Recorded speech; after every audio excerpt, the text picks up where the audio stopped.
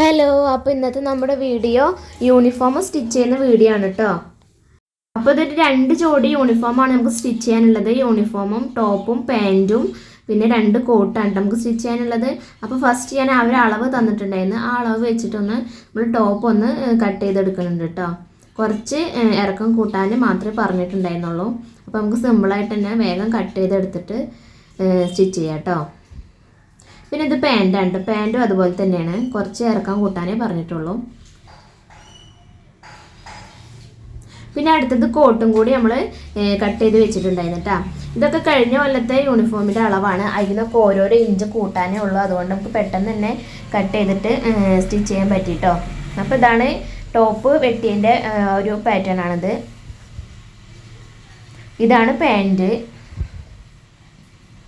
അതുപോലെ തന്നെ കോട്ടും ഇതുപോലെ കട്ട് ചെയ്ത് വെച്ചിട്ടുണ്ട് കേട്ടോ.